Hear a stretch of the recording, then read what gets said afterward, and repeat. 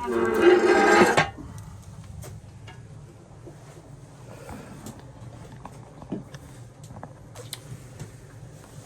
guys, here we are at our nice little Bothy in a secret location up in Scotland, and I've got Dan Smith joining me here. Dan, how's it going, mate? I'm good, yeah, all a bit of being here, nice and chilled. It's a nice wee spot we've got here, and we're just chilling out for tonight. We've got the fire going, we've got Robbo kindly cooking us some lovely steaks and some veggies, so we're looking forward to that. But Dan's up, he's doing a bit of training prior to going out and solo in the Yukon. Dan, you want to tell us a little bit more about that, how far you're going, what you're doing? Yeah, so this time next year actually I'll be out in the Yukon, which is northern Canada, and I'm going to be finding a river up there called the River Hess, which is a really remote river. Probably you've never heard of it before because it just doesn't get much publicity because it is out there in the middle of nowhere. And I'm going to be canoeing 500 k's after being dropped off by a float plane back to where I'm. Wow.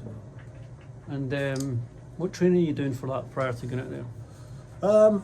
Usual training really, just canoeing, getting in my boat. It's more getting used to paddling a heavy boat with lots of expedition kit in. So, you know, it's a 15-foot canoe, so moving that around rapids, it takes a bit of practice, and then just, yeah, usual training, really, functional stuff.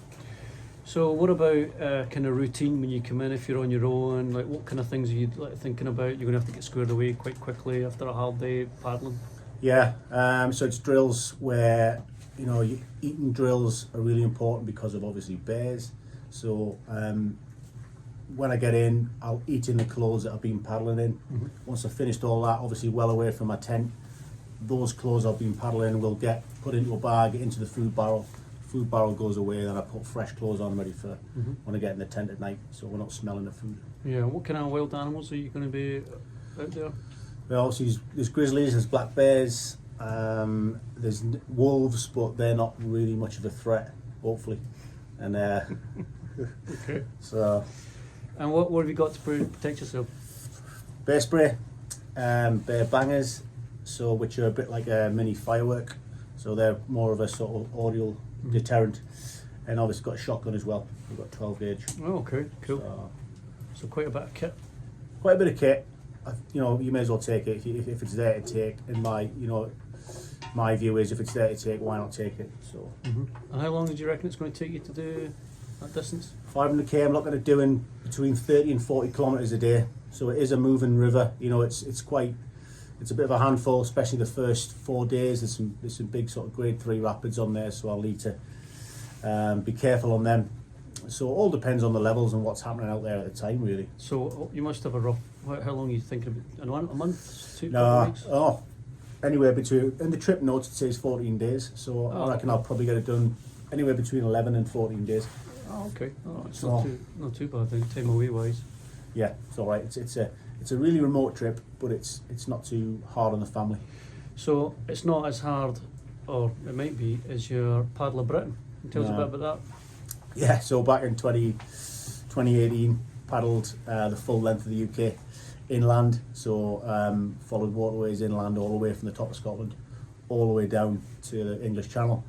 Yeah, that took us 53 days, moving over, you know, self-sufficient, pulling a kayak with us, over mountains and down roads, and yeah, totally different challenge. Yeah, so this will be a bit of a jolly then, you reckon? I don't know about in that. comparison. I don't know about that. A different type of challenge, but yeah, very, very different. You know, still on water, but very, very different in a canoe, in a different craft. Yeah. So very self-sufficient as well. There's no help. There's nothing. Yeah, no, I was going to say that. I didn't want to take away from how hard it is. I'm not a kayak or canoeer, but I do go out and do wilderness stuff.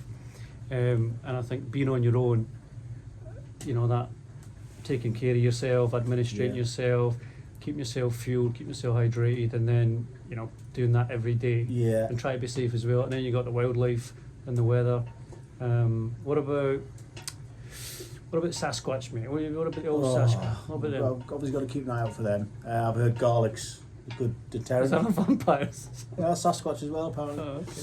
But I learned something there. yeah, Good. but no, getting back to sort of things that are dangerous. People always say, "Oh, bears straight away," but actually, it'll be, you know, moving from doing portaging. So I have to go around a rapid. it's getting all my kit with big heavy bags, moving over rocks and boulders. There's no paths there, so if careful I don't twist an ankle. That's the real danger in the river. No, good Really. effort, mate.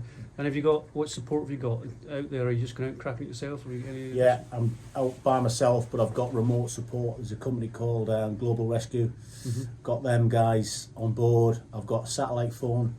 I'll have a Garmin InReach as well, and I might even have a Starlink satellite device. Oh, wow, cool. We can tether to my phone, and I might even be able to live stream while I'm there.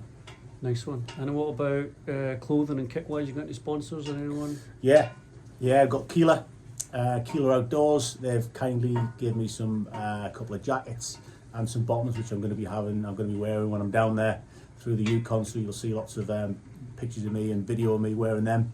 And also Lomo Water Sport. They've been really generous. Gave me some big waterproof bags, and they've gave me a rifle case which is waterproof as well. So we'll be getting that out as well while I'm there. Oh, nice one. And when's all this happening, mate? All this is happening this time next year, so I'll be flying out on the 12th of July, I believe. Yeah, and then a few days, give or take, to get over there, get my canoe, and then on the river. Oh, So, cool. And yeah, mid-July. how can people find out more about this? You can find out by go on Instagram, find Yukon Solo, which is on Instagram, the page Yukon Solo, and if you go on dansmithspeaker.com, that's the website as well. We're raising funds for SAFA and for Team Forces, two really good charities that help and work with the armed forces. Oh, awesome, mate. Good effort. Well, best of luck with that, mate. Cheers, mate. Sounds like a cracking trip. And yeah, hope you get back safe. Looking forward and, to it. Good luck. Cheers, man. Cheers.